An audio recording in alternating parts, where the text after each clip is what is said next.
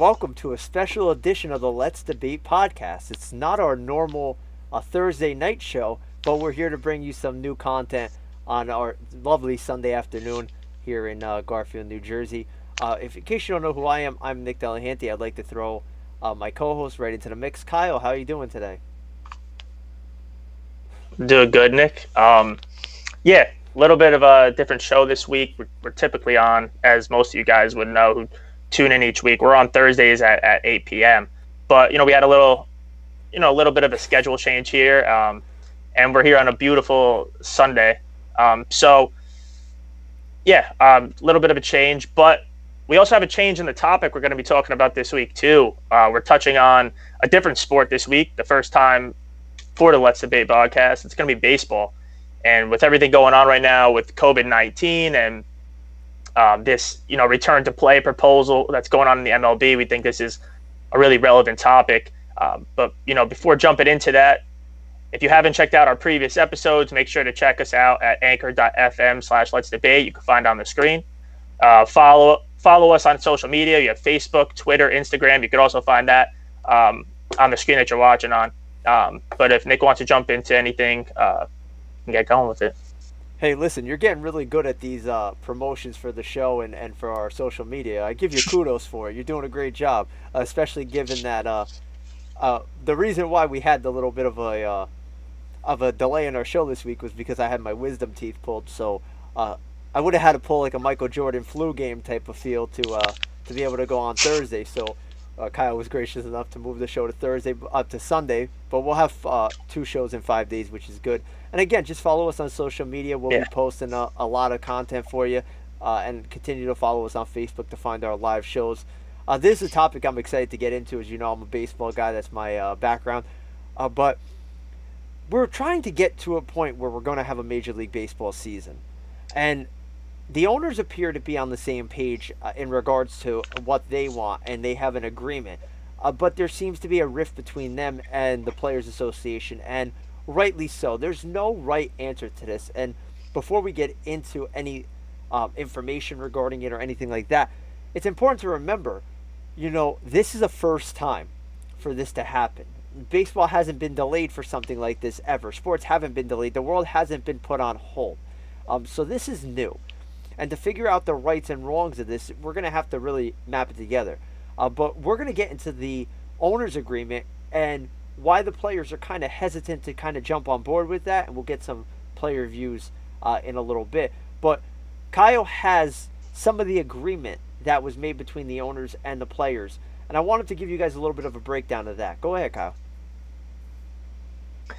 Yeah, so I wrote down a few things. If you guys want to check this out on your own, you can just head over to ESPN.com. You find it all.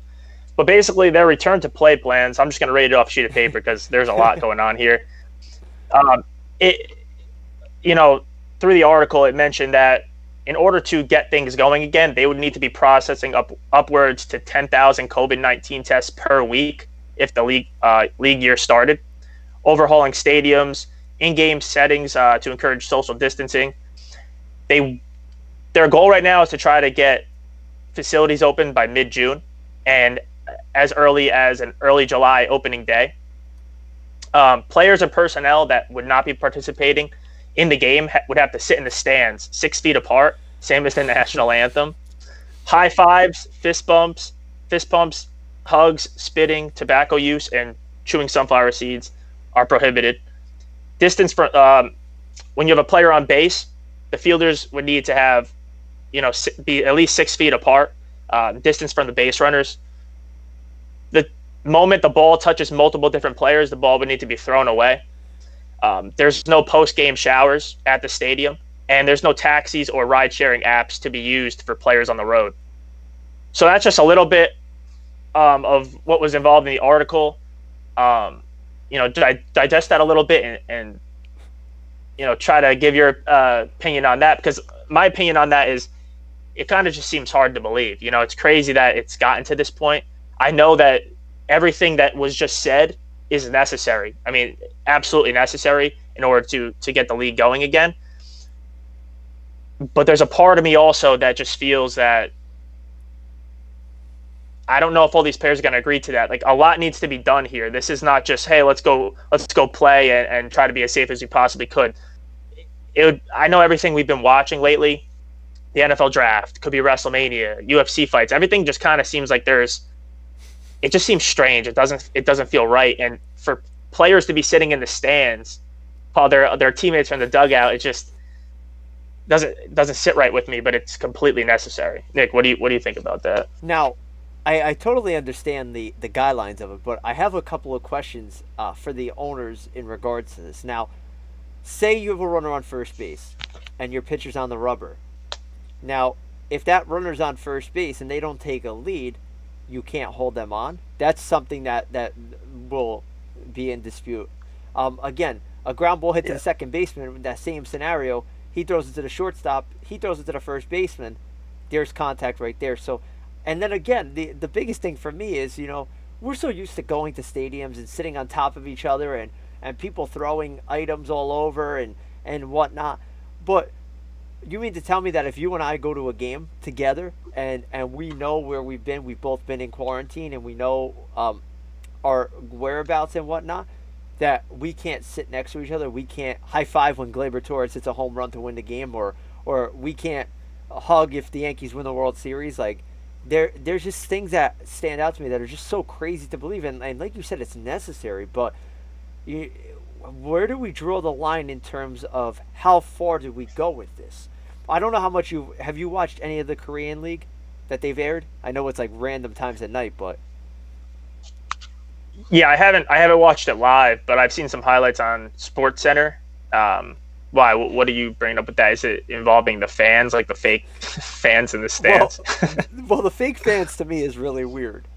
That's just one thing, but yeah, I think that they have a pretty solid outlook of how to make this happen. Yeah, I don't agree with the no fans in the stadium, but if it's a precaution that we're going to get games playing, I understand why. But the majority of what they do in terms of in-game play, and I'm not going to get into all of it because there's so much to dive into, is pretty solid. Yeah, the baseball is not that great. You watch, they make routine plays look impossible to make. But it's just a situation where I feel like the owners are kind of getting worried about losing revenue. And if you don't allow fans into the seats, you lose concessions, you lose ticket prices, you lose anything that those people buy within that game, whether it be food, whether it be drinks, whether it be alcohol, whether it be just a jersey, right? You're losing revenue day in and day out. And I believe an article that I read projected that the owners would lose about $4 billion, which is an incredible amount of money. But it ties into the effect of, do the players in turn agree to a salary cut more so than they have already did? They've already agreed to a prorated deal. Do they agree to take less money to get the games rolling? Yeah, and that's something that they'll just have to figure out, which is, it's not something easy to agree on. That's why we're stuck in the predicament that we're in. You're going to have players who are going to agree to it. You're going to have players who are not going to agree to it. You're going to have owners, I feel like, that really aren't too happy about it. I've never been a number guy. I'm not great with numbers. I don't know what it's going to come down to get things going. But now, after just hearing you talk about that, with this proposal, if they get games going, are you thinking that they're going to allow, do you think there's a possibility where fans are? Because I feel like they're putting this together with the idea that no fans are going to be in the stadiums at all. I think it's going to be, I think that's why they said players and personnel that aren't participating, like if you're on the bench, you need to actually sit in the stands. Therefore, my take on it is that they're assuming, or they're stating, that fans will not be allowed to attend these games. Yeah, there's been mixed reactions in regards to that. From what I've read, some people say it depends on how it's going in terms of the virus. Some say it depends on what they agree upon. But I really do think that they're going to push to try to get fans into the seats. I think that that's one of the main things. I think that's revenue-based. I think from the owner's perspective, it makes a lot of sense to try to get that done. Logistically, I don't think it makes sense, but I do think that it can come into play. And the other thing that you have to think about is, are these players going to be willing to leave their homes? Because most likely they're going to be quarantined with their teams. They're not going to be able to see their families. That's another aspect And not only the players, but the personnel, the coaches, the management. It's a lot of people that come into play. Yeah, that's another big topic that really no one's discussing. I mean, you're not going to hear about that so much on SportsCenter or in articles that you read on ESPN or, MLB.com. No one's really even mentioned the families and how this is going to affect that. And I think this just kind of goes to show, goes with everything that's been talked about lately, with really opening anything up, with COVID-19, because nothing's really going to be stopped until there is a vaccine. So they'll have to determine whether bringing in fans is the right thing to do or not. I know based on money, revenue, everything like that, it would be a lot more beneficial to have fans there. But if they're skeptical about having the league year started and players passing it along to each other, what do you think is going to happen with fans? Like, I know that you could keep distance between fans and the players, like no signing autographs. Maybe the fans need to be at the mezzanine level, really not on the lower level, just to have, that the crowd noise and that interaction at the game. But once again, then the fans in attendance could also be spreading the virus, and then this just continues. Like, this will carry on to the next baseball season. So that's why I personally feel like fans are not going to be allowed in the stadiums. It's going to come down to a talk about. And if you're talking about money, something that's been coming up is I heard someone made a comment the other day. I don't remember if it was a specific player or it was an analyst, but someone was talking about the normal yearly salary of I believe it was one of the players, like $14 million. Cutting it in half would give them $7 million. And I think there's two ways to look at that. As a player, you're looking at it like, okay, well, try to put yourself in other people's shoes, where that's like telling us to go to work. Even though you may love your job, that's like telling us to go to work and saying, hey, listen, we're going to cut your hourly pay in half. It's not going to that's not going to fit well with anybody. But then from a fan's perspective, when we look at these players who are making $14 million a year and you're telling them, listen, we need to cut it down to $7 million, we sit here and say, how can you even complain about that when people are living off unemployment right now? It just seems selfish. But then again, this is their life. They have a brand. They have their contracts. What if they get injured? Guaranteed money. There's a lot that goes into play. So, but I also should mention that they're expecting players to have their input by May 22nd, which is coming up, based on how they feel about this. And we know that certain players have responded to this. Some players have even put out their own ideas and proposals. So I don't know if you want to jump into that right now, but if so, we could segue into that. Yeah, absolutely. The one that stands out to me, and Trevor Bauer is one of the best followers on social media. He just says how it is, and he's not afraid to voice his opinion. He came out the other day. Somebody was arguing with him on Twitter. He seems to get a lot of abuse for speaking. And at the end of the day, we got to remember, these people, they're humans too. Like, they're just like you and I. They're just making more money. Mm-hmm. So the example that Bauer gave to this fan that kind of ridiculed him was, say you're a contractor and you agree to build a house, or you agree to do work on a house, and you do the work and you put your life at risk by going out and being exposed to this virus now, and they tell you, we agreed to this price, but we're actually going to give you this price. And I think that it goes more than just the numbers in itself. Yeah, there are guys that I'm sure are focused on the money, and I'm sure that the majority of them just want to get back and play the game for wanting to be there. But you have to take into the consideration too. Number one, the most likelihood of not being able to see your family. I couldn't imagine if my significant other was pregnant and was due to have a baby, and I couldn't go and see my child be born. I just couldn't imagine that. Being away from family, being away from friends, being quarantined. Yeah, you're with your team, but it's not the same livelihood. And in the same token, you're still exposed to this on an everyday basis. Say one person in that clubhouse gets it, you're in line to get it. So there's a lot that goes into it, and I think these players are kind of worried about that as well. And for the other side of it, and you mentioned it a little bit, was the injury factor. Like, say a guy who's not on a big term deal. Like, I like to classify guys by deal, right? So take your Mike Trouts, your Anthony Rendon's, your Garrett Coles, your Giancarlo Stanton's, your guys that are making mega amounts of money. This might not affect them by taking a little bit of a pay cut. And you know what? They might be okay with it. But for those guys that aren't making as much, say you're a first or second year pro and you get hurt, you have Tommy John surgery, you're a pitcher, and you don't come back, you're never the same.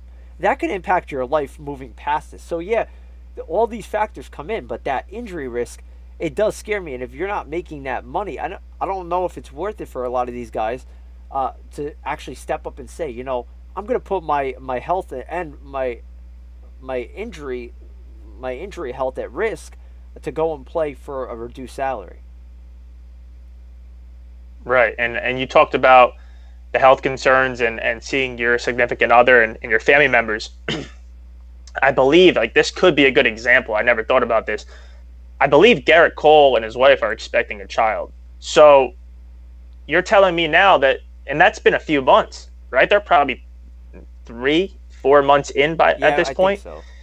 You're telling me that, you're telling me that the next 6 months he's not going to be there for any of that, like to help out his wife or be there for the birth of his child. Because, and listen, I don't know every health effect that comes along with COVID. You know, I really just haven't been trying to pay attention to it too much because it's a lot. Every day it's something new. But what if Garrett Cole ends up getting the virus? What if he passes it along to his wife? Can that affect the pregnancy? Like, there's a lot that goes into it as well, even if they are able to see their families. As for the injuries, something that also pops up is I know they want to try to get back into the facilities. If this goes through and it's approved and everything and agreed upon, I feel like if they're able to get back into the facilities by mid-June and get the season going by early July, is that enough time? Like, I understand spring training in itself isn't that long. Like, by the time they start playing games and they jump into the season, it's not that long. But how active have these guys been? Are they really in, like, you know, peak shape right now to be pitching 6 to 8 innings or playing a full game or anything? Because an injury could change your career. It could change the season for the rest of the team. And if you want to jump into how it could affect the season, what if some of these top players, which we have seen some of these top players say, I would not agree to this, how does that affect their team? You have a guy like Blake Snell, who's one of the top pitchers in the league, one of the top pitchers on the Rays, if not the best pitcher on the Rays, who were a playoff team last year. If Blake Snell rejects this and does not want to play, do you kiss the Rays season goodbye? Is it even worth their fans even watching the games? Like, there's a lot that goes into it. Are some of these, if this gets approved, some players may play, some players may not. Even as Yankee fans, what if Aaron Judge decides, hey, listen, I don't agree to this. Take him off the roster. Gleyber Torres, take him off the roster. Is it even worth it? Like, as a fan, is it even worth it? You want to see your team at full strength. So, listen, I got to go back to Snell because the other day when I was sitting resting up, I was watching Snell on Twitch, and he got ripped, brutally ripped for the way he acted on Twitch, and I get the frustration. I get why he was upset and angry in the way that he was speaking. But everything he was saying was in a perspective of him I can't disagree with. Like, he's saying, you know, yeah, I'm going to go out, I'm going to put my life at risk, I'm going to put my health at risk. I've already had injuries in my career. Like, you mean to tell me that we're going to have a shortened spring training and jump back into it? I'm going to be used like a dog and continue to pitch at the level I was pitching, and managers expecting you to go 6-7 innings to start. And one thing that made me think of is, maybe not for position players, you're going to see a lot of hamstring issues, you're going to see groin issues, you're going to see all that. But what happens with these Tommy John surgeries? They're already very relevant in the game. Does this make them even more common because these guys aren't in full shape, like you said? That's something that could really impact teams, not only this year, but moving forward. Oh, yeah. And, you know, that makes me think also, because we're talking about a lot of the negatives. You know, what if someone get injured? What if someone catches the virus and spreads it to a family member or anything like that, or to a teammate? But have you thought at all about, like, the benefits of it? Because what if, and I know we're going to talk about Bryce Harper's proposal, which we both agree is a good one. And I've spoken to my friends about it too. I think a lot of people agree that it could be pretty cool to watch that the next few months. Do you think, and I know money comes into play, that's, baseball players are paid a lot of money. That's why they have such a long season.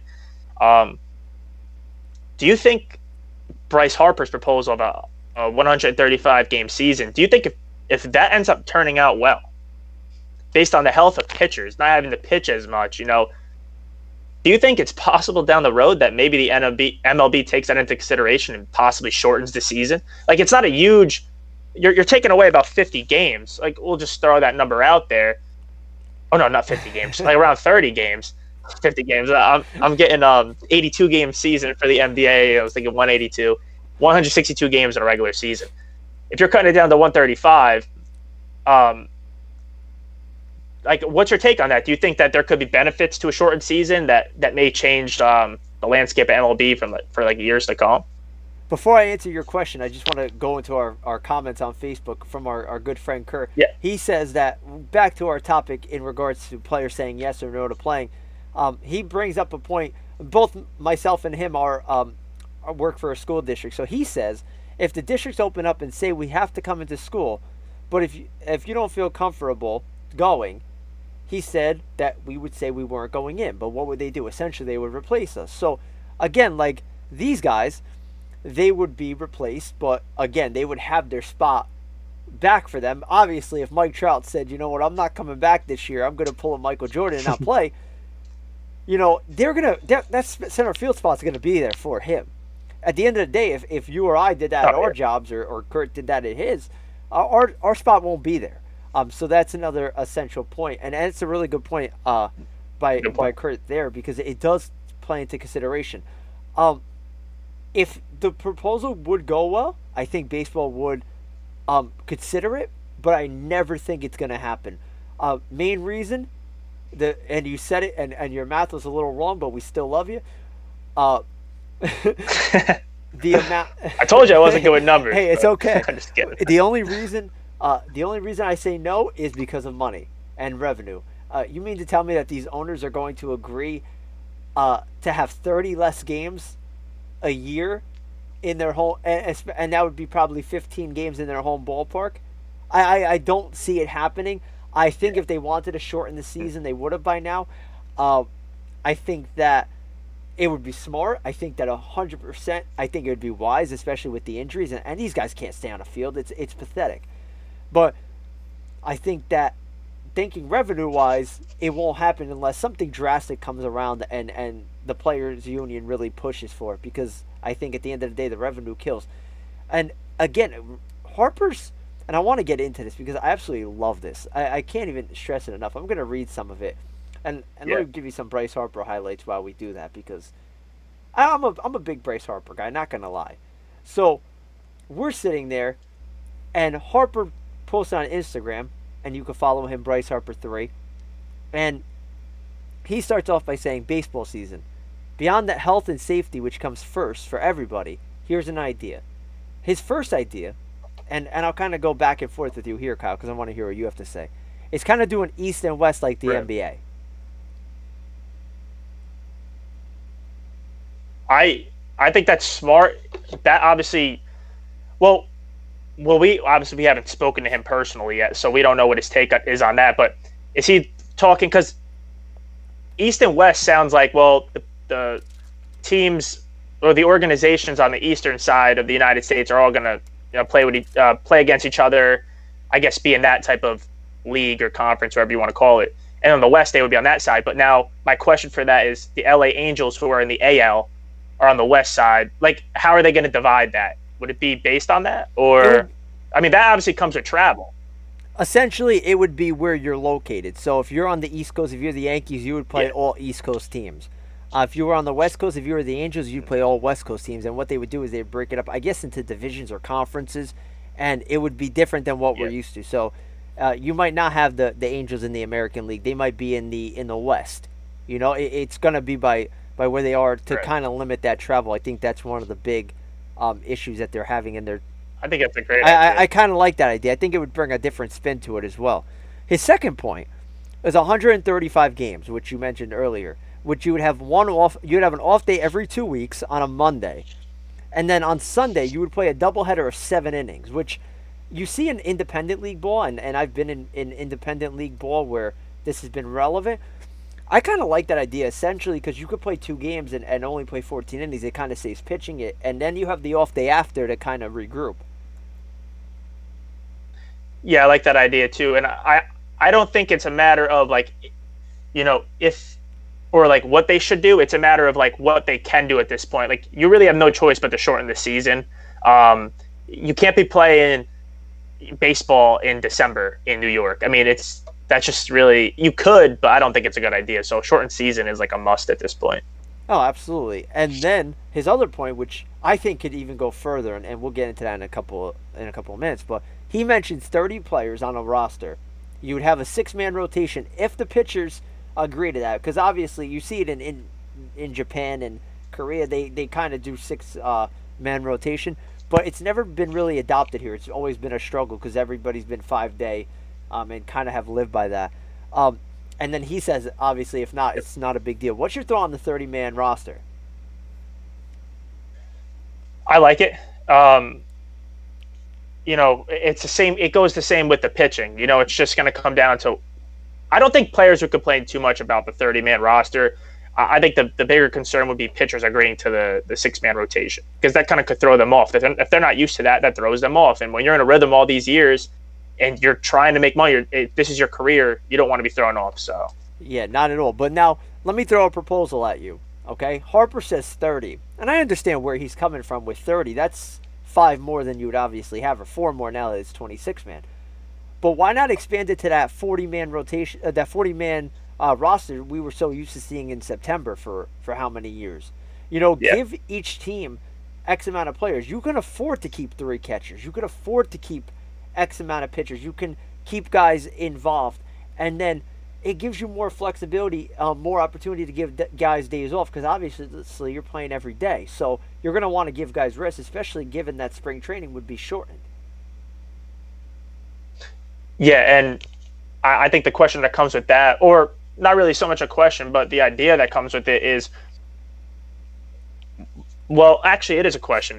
What if someone gets the virus? It's probably better to have more guys, so you have backups. There you have replacements. So, like you said, I think a 40-man roster wouldn't be bad either. And considering the season is shortened, it just allows you to kind of have your playoff roster put together already. You don't have to go and bring other guys up. It's all set in stone. You go straight into the playoffs during the shortened season. And then the other thing about that would be the other issue, and I know it's going to come up, is what do you do with the 40-man roster? I keep saying rotation, but it's roster. Because obviously that's your 40-man. Those are the guys that essentially you could bring up and down and keep. But for the year, I think that Major League Baseball should try to find a way to expand it, maybe go 60, have a 60-man roster of guys that you could pull. And essentially you don't lose any big league options with these guys. You could claim 60 players on that roster, and of course you could add and subtract with guys when they get hurt if you put them on the injured list, but it gives teams more flexibility without the penalty of losing guys, and I think that might essentially help, at least just for this year, just to get the ball rolling. That might be an option, expand that 40-man and tell them, look, you keep 40 on your active roster, and from the 20 you have listed, those are kind of taxi squad guys, and those guys you could bring up and down regardless when you need them.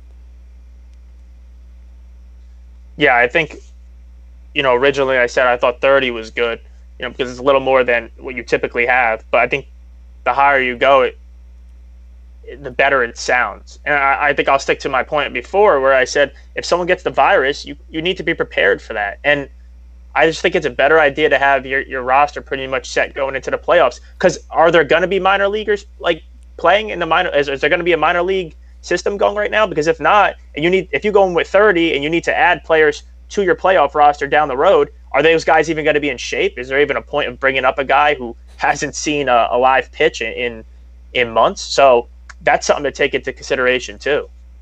Yeah, essentially that's huge. And again, it doesn't look like there's going to be a minor league season. I doubt it. Yeah, I don't think there's going to be one.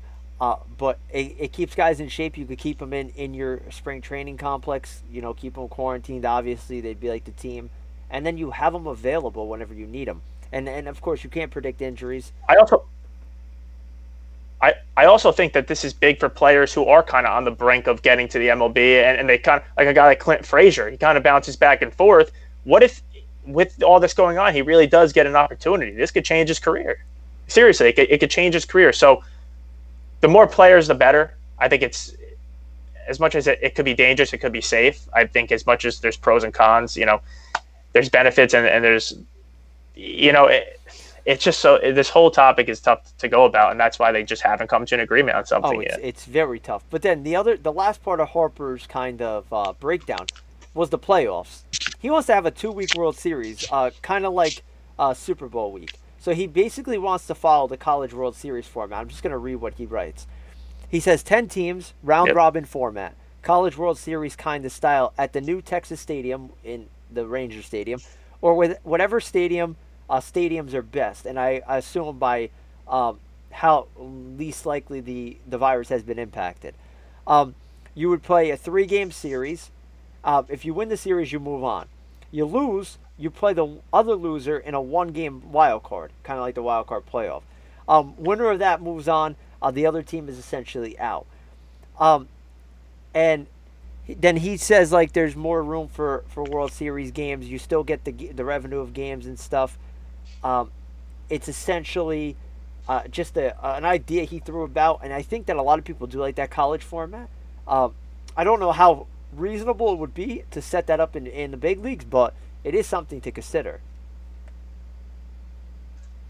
Yeah, like you said, I don't know how reasonable it would be, but I think it's a really cool idea. I think it'd be fun to watch. It definitely changes things up. I'm not really a big college baseball guy. I don't really watch it too much, but I do know that the way they go about, you know, finding a champion, it's a cool setup. You know, I think, and I think Harper's idea just in general about the round robin, I've always been a fan of those types of tournaments. I think it just gives people another opportunity. Like, although, you know, you might lose, you're still getting that shot, you know, and it's very different from the regular MLB playoffs. You lose in a wild card game, you have a bad day, it is what it is. Your season's over. But in that case, you know, you could lose and you still get that opportunity versus the other losing team. And actually, I believe it was round robin type of style back when with my district team. We lost that first game of the tournament, and you know what happens? We went and won it. So you never know what could happen. I think it's a great idea. I think a lot of people would be on board with that. We just got to hope that, you know, the owners and everyone would be on board with that. But yeah, there's more to. He adds a little bit more, right? Well, that's essentially that it? From Harper. I kind of condensed it to the major points, but overall, I don't know if you agree. I want to hear your thought on it, but I kind of like the idea. I'm not gonna lie. I love the idea, and it just. I feel like it. We say these words a lot. It's kind of like a sexy proposal. There's like. It's something to be excited about. It's not that typical MLB season. At this point, if they go about it the way that they're thinking, it's just a shortened MLB season. You go into the playoffs, and I think the travel is going to be the problem. I think the fact that he's cutting it in half, East teams play the East teams, West teams play the West teams. There's not a lot of travel going on. Obviously, the in-game settings are a little different. I'm sure they would probably try to implement that into his plan if that were to go through. The playoff style format is cool with the round robin. You know, the shortened season, it's not that shortened. We're not cutting the season in half. You know, you're taking a few games out. We're not going to get into the math of it because, you know, that was difficult. But yeah, no, I really agree with it. I saw it the other day. I like it. So, and I know you're on board with it. So. And I got another proposal. I just received a message too. Now, say that fans are allowed in the stands, right? Say come opening day, whenever that may be, fans are allowed in. Shortening the season, but expanding the playoffs would make a lot of sense because I think that revenue-wise, essentially that would bring in more profit and would help kind of make up for the loss of funds. But obviously, you're not going to make up for 162 games that you lose, especially if it's limited fans early on. But say the virus passes, hopefully, because it's been a nightmare for everybody involved. Say it passes, and we're at a point come, say, September, where things start to go back to, not normal, because I don't think it will ever go back to what we know as normal, but somewhat of status quo. The expanded playoffs would not only add attention to the sport, but would actually bring in revenue because you'd have more playoff games. You mean to tell me more games at Yankee Stadium wouldn't sell out if fans are allowed in? That might be an option to help out bringing back the revenue that they're losing. Yeah, and there's revenue side of it, but it's also, what about just like, the TV ratings for it as well? Because if they go to this East versus West in a way, we're having completely different playoff matchups that we made. You could have the Yankees and the Mets in the playoffs. We've never seen that. We've seen it in the World Series. We've never seen it in the playoffs. You're telling me that's not going to bump up the ratings? It's just going to it's going to be a completely different season, something we've never seen before, and I think that just brings excitement. There was another point I was going to mention before. Oh yeah, if they do start the season, let's say at this point right now, sitting here by the start of the season in July, fans aren't allowed in the stadium. What if things start to clear up? What if the restrictions are lessened? You're telling me that we might not have fans in the World Series? Like, just because we're not there for the start of the season doesn't mean we won't get there at some point. So I'm all on board as a fan to just start the season with no fans being there. If it's long term, it's going to allow us to get there at some point. And like you said, longer playoffs, more money comes into them. We know how it is in the Bronx, in October and November. Like if it gets to November, those seats are sold out, and we're all going to pay to see it, especially now because we just want to watch baseball. It doesn't matter what the price is at this point. So they have to take that all into consideration. Now, before I kind of break down a little bit what you talked about, tell me your favorite playoff moment. Like, it could be Yankees, it could be anybody. Give me your favorite playoff moment. That's tough. Essentially, just give me the moment. Oh, I'm going to walk you through something.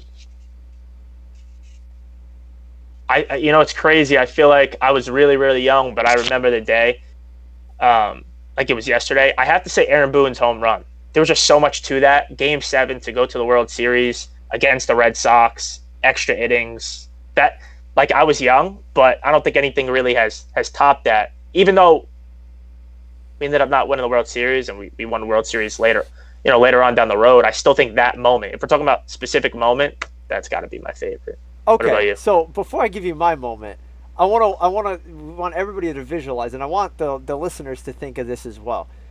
Think of your favorite all-time moment in the postseason, regardless of team, because I know we have listeners of different fans.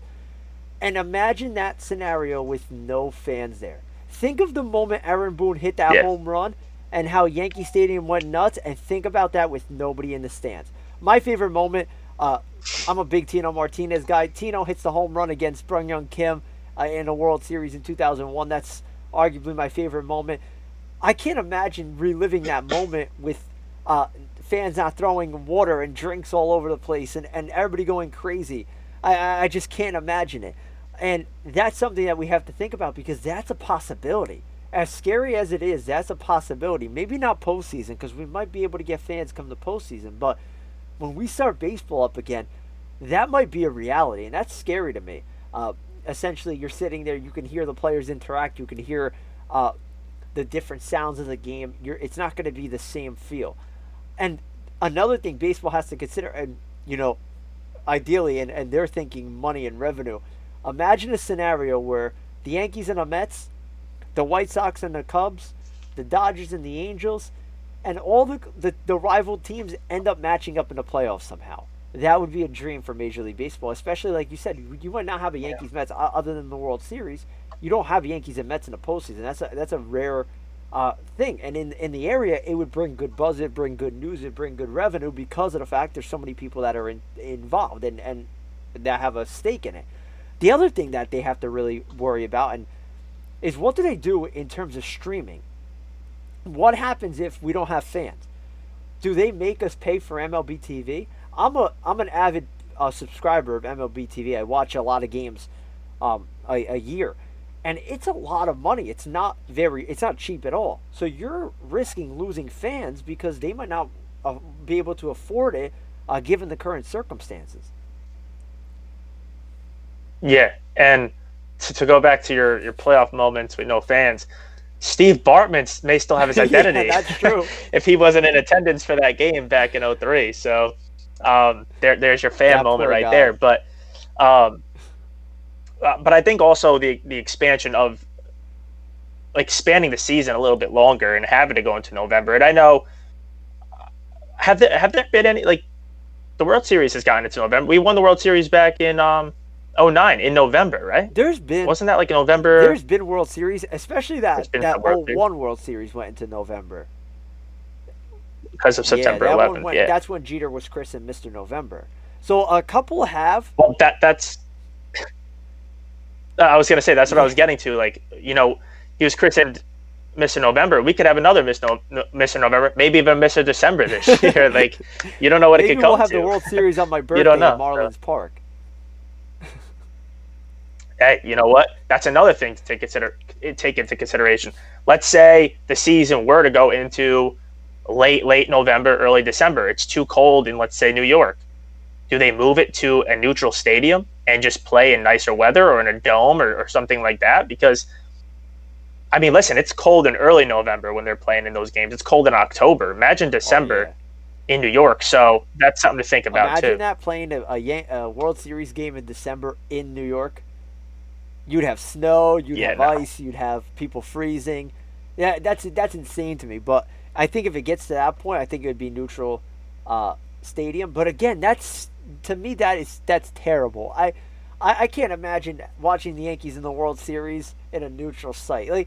To me, obviously you go on the road for a couple of games, but it just doesn't. It drives me crazy. And I get that it's either baseball or nothing, but I just. It would kill me to watch them win a World Series after such a long drought. Seeing them win a World Series in a neutral stadium would just be so weird to me. And it's not even just so much the stadium either, but the stadium without, the Yankees fans, because there's nothing like there is no fan base that you could compare to what the Yankees fans are like come playoff time. It's a different animal, and players have talked about that for years too. It's a big moment for them to play in the playoffs versus the Yankees at Yankee Stadium, but it's an entire different feeling being around those fans. Yankees fans can almost take credit for some wins that they've had in the postseason for just, having the impact that they've had on the other team. So, but if you take Bryce Harper's proposal, it looks like the playoffs, or maybe even the World Series, would be played at that neutral site. He mentioned, Texas's ballpark, where the Rangers' new stadium is. So I guess in that case, if his proposal goes through, there is no, winter baseball in New York. So yeah, it's just mind-boggling to me. And we have a couple of comments from people saying that watching baseball without fans would be crazy, and it'd be weird, but it'd be baseball. So I think there's a fine line we got to follow with that. Now, we've talked about everything. We've went through, I believe, a gist of what we wanted to discuss. Now, let's play devil's advocate here and try to come up with a solution. So I'm going to throw you on the spot. And if you were involved in these talks, how would you try to go about this to not only satisfy the owners, but satisfy the players and kind of get a season going? Oh, that's tough. I mean, I think that, as I mentioned before, I think they're in-game settings. You have no choice. As tough as they are, whether you agree with them or not, you have no choice. It's what it's going to come down to stop the spread. I think what it's going to come down to is I feel like I agree a lot with Bryce Harper. I like that shortened season. I like the East and West. I like the playoff format with the round robin. It's going to come down to money. They're just going to have to figure out something involving salaries and how these guys are going to make their money back. But, oh man, this is really on the spot. This is tough. This is really tough. I didn't even think about how I would go about it. You on the spot. I'm sorry, but I do. It's great. It's fun time. All right. How about this? If you have an answer to it, you answer. I'll keep thinking. Okay. Do you have an idea of what they could do? Instead of giving more of a direct answer, because obviously there's no right answer, we both agreed on this. I'm gonna kind of advocate it for the state of baseball. So I'm speaking from not a player, not an owner, not anybody involved, a third party. In our world right now, we're at a very fragile place. You know, people are getting ill, unfortunately losing their lives because of the virus. People are impacted on a daily basis, losing their job, losing their everyday livelihood, and it's a very stressful time in our world. It is also a very bad time because come spring, what do you normally have? You normally have kids all over the world playing the sport that so many of us love. Now, we're losing that fan base. You know, it's a very sticky situation. A lot of kids are going toward other sports. There's more appeal to football. There's more appeal to basketball. There's more appeal right now. There's more out there. And to lose fans and to lose interest in the game would be very bad for the sport. In order to come to an agreement, I think that everybody has to be open-minded. I understand the owners don't want to lose money. I understand the players don't want to be at risk and don't want to lose money on their end. But in the same token, I think that they need to work together to try to find the best solution for everybody. Like Harper said, I liked what he suggested, a shortened season. I think that could be a nice blueprint that they could follow. But essentially, I do think that not only do they have to find a way to get baseball back, and I'm not saying rush it because of everything going on, but in hindsight, I think that for the sake of the game, it would be a very bad look to have no baseball this year unless the pandemic really breaks out to the point where we can't have it. And hopefully that's not the case. So I think that they need to put their egos aside and put the money aside and kind of say, you know, we need to get back on the field because we're losing our long-term product. We're losing the future stars of our game. You might have the next Mike Trout or the next Ken Griffey Jr. or the next Derek Jeter sitting there in front of a couch saying, you know, I lost interest in baseball. It was getting boring to me. That's what we have to avoid. So maybe if we could spice it up, this might be a great opportunity for baseball to get back on track. You know, it seems like everybody says that baseball is a dying sport, but let's use this as an opportunity to get it back. And I think that everybody has to work together. I think that players shouldn't be forced. I don't think that anybody should be forced to do what they're uncomfortable to do. If you're not willing to play, if you're not willing to risk your health or your life to go back, I understand that. Forfeit your salary for the year and call it a day.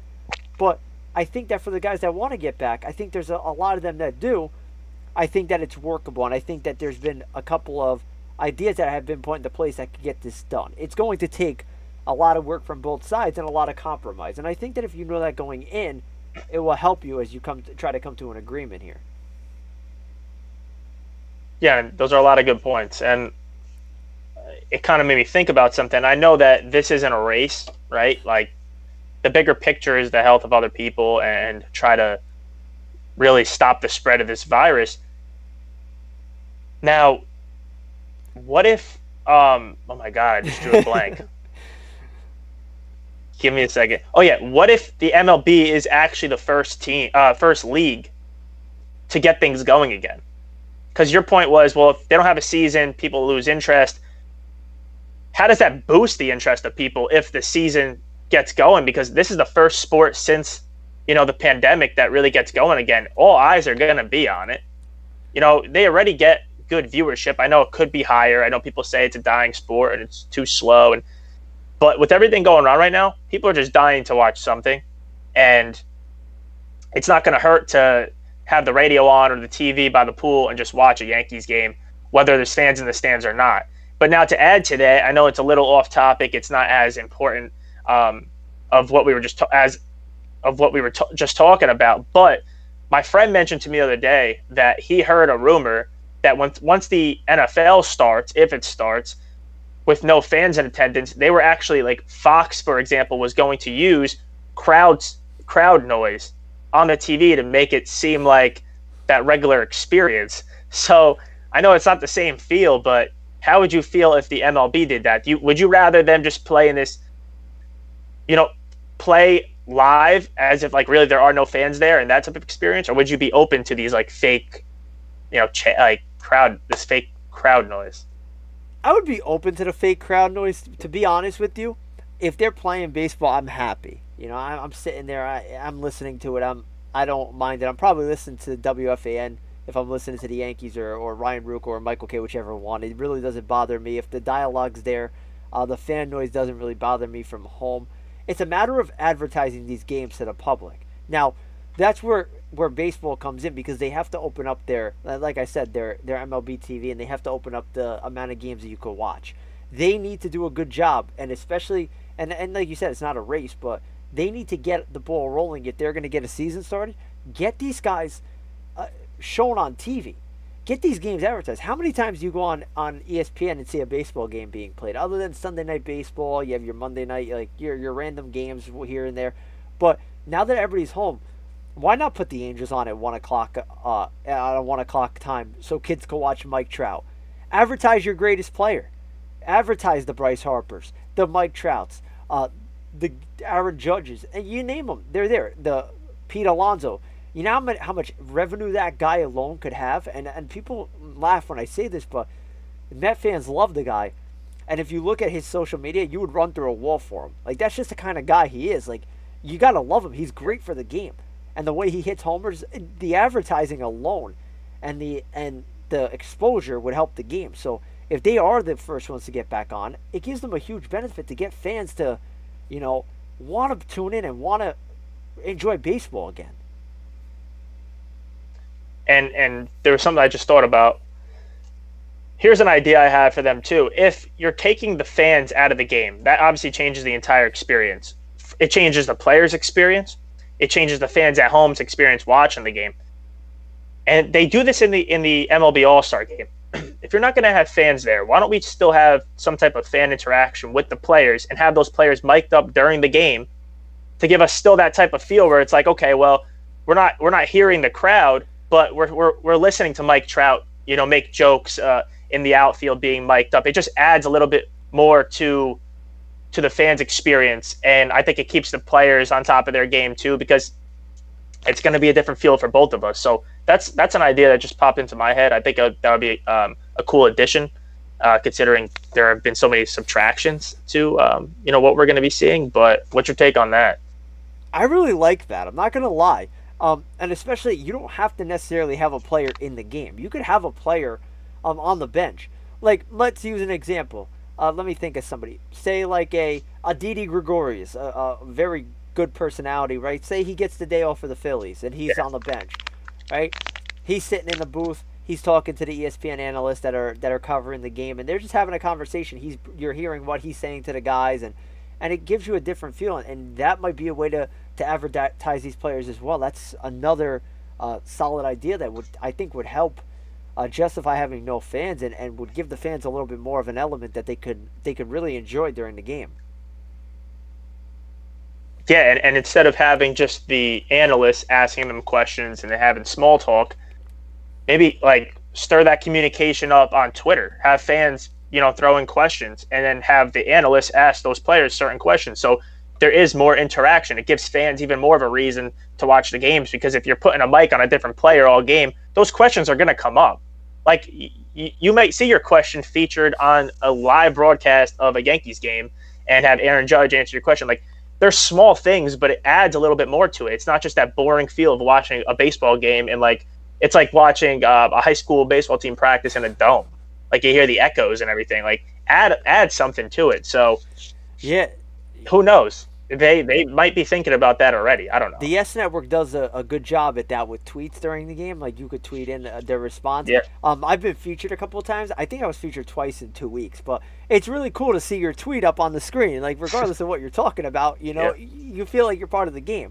And you hear Michael Kay and Ryan Ruocco are two of my favorite broadcasters. So hearing them like say your name and say your thought is really cool. So these are all ways that I think that the game could definitely help out. And that was a really good point. But now my final question to you, as we're looking to wrap up the show. Do you think there'll be baseball in 2020? And if so, how will it get done? I think we're going to have an answer probably later this week, right? So we should. Essentially, we should have some type of answer this week. I think my prediction. I think we're gonna have. Oh man. I think we're gonna have baseball. My prediction is we're gonna have baseball. I don't know how they do it, but I think they're gonna take the risk. I think they're gonna take the chance in hopes that things clear up and that the proposal right now, the idea like this return to play proposal or plan doesn't seem that great right now. But I think taking the chance and hoping that, and just the possibility of things turning out for the better, I think it's worth it. And like I mentioned before, the money, there's going to be a problem with the money and players agreeing to it. You have, a guy like Trevor Bauer saying, well, you're telling us to take a bigger risk now, but for less pay. Like, those things are coming up in conversation. So I think they have a way to still bring in money, because I think down the road, if fans are able to get to the stadium, the ballpark, they'll be able to figure that out. So I think yes, I think it's worth taking the risk, taking the chance, and I think they're going to get baseball going. What's your take on that? I don't think it's going to be a race like everybody thinks it's going to be. I feel like a lot of the media is expecting an answer now for what's going on. Yeah. I don't think that's the case. I do think we'll have a season. I think it's going to be shortened. I think they're going to expand the playoffs. I think that the reason with the shortened season, they're going to try to give more teams an opportunity in the playoffs. You're going to see a lot of injuries. You're going to see a lot of chaos. You're going to see a lot of craziness, but I think it's going to happen.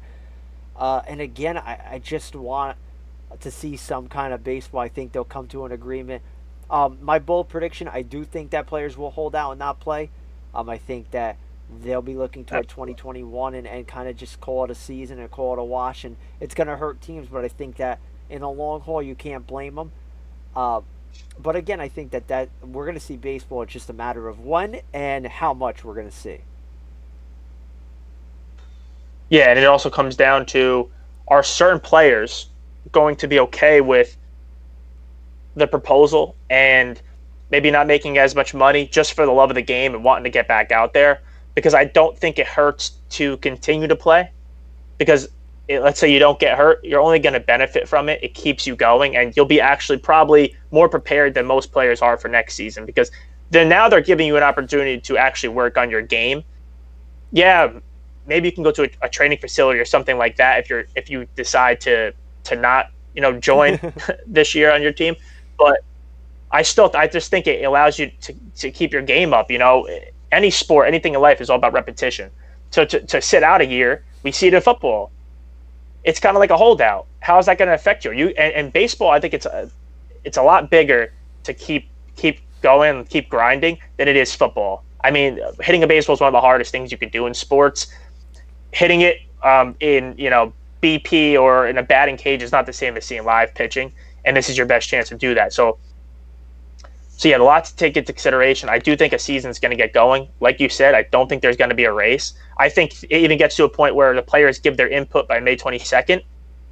They make some adjustments, and they give out another proposal in a month from now, and they decide there, and then the season's shortened even more. But ultimately, I see a season. Hopefully there is. And as we wait for that decision, we remind you guys, follow our social media as you see on the screen. Instagram, Facebook, Twitter, we're all there. The Let's Debate podcast, powered by Delahanty Media. You want to support the show, go to the link above us. There's a lot of shirts. Our Let's Debate gear will be up and available before Thursday's show, so make sure you check that out. If you're listening today, type in Let's Debate in your coupon section. You'll get 10% off your first order. Again, the hours seem to go really quick on the show. We've talked a lot about baseball today. It was kind of like a happy place for me, considering that baseball is my background. And I'm sure that, like Kyle and myself, you guys are just excited for some kind of sports to start up again. Kyle, give me your final thoughts for today. My final thoughts. I'm just hoping at this point we get to see baseball. You say it every week, as always. I love talking sports with you. It's always great to hear your opinion on things, and I feel like you make a lot of great points of things that I could come into here with ideas, and then I leave here with new ideas. And I'm like, okay, well, maybe that sounds better. Maybe this sounds better. So overall, I'm hoping we have a baseball season, and if you didn't get to watch the show live, we know it's a beautiful day out. Some people might not be watching right now, listening later, and you have an opinion on this, just, let us know. And we always want to hear your thoughts. So, Nick, what's your final take on this? Yeah, I love debating sports with you, talking about them. And again, just like you said, I echo that in terms of you bring a lot of good ideas. I go out of here and I'm like, yeah, that's a really good point. I didn't think of that. So I think we feed off each other well. I think that it's great we have some interaction from our listeners. I thank you guys for listening. And again, find us on YouTube later on. The show will be posted. Anchor, all our links are there. We're trying to make it as easy as possible for you guys to listen. So if you go out for a walk on this beautiful day, put us on Spotify. Check out the show. Listen to the audio. It's a great day for that. And again, as always, we hope you're staying safe, staying healthy. And again, join us Thursday night. We're back on the air. It's going to be a short week for us. It's kind of like when you play a Sunday night football game and then come back on Thursday and have another game. So a shortened week, but we're ready for it, and we hope you guys are as well. So with that being said, go ahead. You got something? Speaking about Thursday, just throw it out there. I guess a quick hint for people. We were talking baseball today, but if you're a basketball fan, we have a big night tonight, right? The finale of The Last Dance with the Jordan and the 90s Bulls. So, Nick and I are going to be talking about The Last Dance as a whole come Thursday. So we're excited about that. If you're enjoying the documentary, I think as much as Nick and I and the rest of the world, make sure you bring your thoughts on there. I'm excited for that one because the documentary has just been phenomenal. I mean, it's literally must-watch TV. I still, if you haven't taken a listen to episode 2, I'm still sticking with LeBron, but we're looking forward to that Thursday. And Nick, if you have any thoughts on that before you take it away, let me know. Listen, I'm gonna ask you that more on Thursday because I want to hear your thoughts on it. There's a lot to break down. It's gonna be a fun show because there's so much you could dive into. I don't think an hour is gonna do it. But again, bring your thoughts, bring your comments on the show. We want to hear them. I can't wait to hear what you have to think about the show. We've talked about it a little bit, but I have a lot of questions and a lot of things that I want to discuss that some things that Jordan did during that time wouldn't go over well if they happened now. And your boy LeBron's going to get thrown into the mix as well because he's a prime example of somebody who we could relate to Jordan. So again, find us on Thursday night here on Facebook. The Last Dance, it will be our topic. And until then, that is Kyle Delahanty. I pointed to the wrong way. I apologize. And I'm Nick Delahanty. We're signing off here on the Let's Debate podcast. Thank you for joining in, and we'll talk to you on Thursday.